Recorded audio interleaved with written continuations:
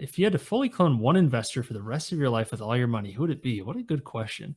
Um, Oh, Age is that a one's big hard. factor here because, like, you could if you pick something like Warren Buffett. I don't know how many decades he's got left, and if I'm trying to invest for a long time, and um, so if I'm looking at it from that lens, I'd want someone younger, ideally, but that's hard because when you're picking someone younger, there's not necessarily a long track record to look at.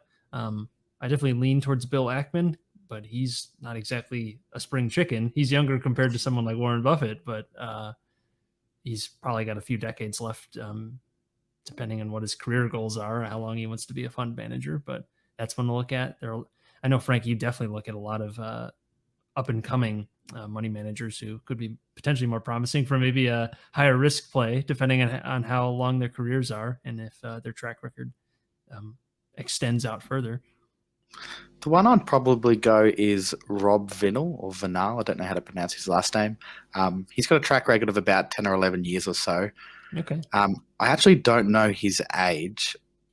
By looking at him, I'd guess he's maybe 40 years old would be an approximate guess. But he has a strategy fairly similar to what I'm doing, looking for these long-term compounders, really holding on for a long time. Some of the companies he invests in are smaller.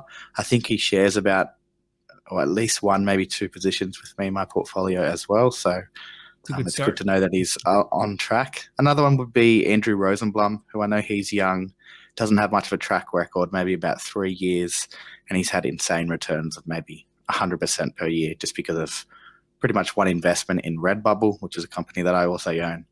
So maybe one of those two would be where I'm looking. Of course, you can't pick some of the best. Like you can't go Buffett or Munger or even Monish Pabrai, Guy Spear. They're all getting a little bit too old to maybe invest the rest of your life with. Right. So one of those younger ones might be where I'd go. Could we do a workaround where like one of us in the punch card crew clones the other, and then we just kind of bounce off, and we all inevitably clone each other or something like that? Could that work? And then we could still actively manage ourselves, but I don't know. That might be a little too arrogant. That's the thing about actively investing. You have to be, I don't know a better term than slightly arrogant, just to believe that you're right enough to like make high conviction bets, and you're never really going to know until everything's done. And that's the hard part, I suppose, of all investing, is you never really know. But when you're right, it pays off handsomely.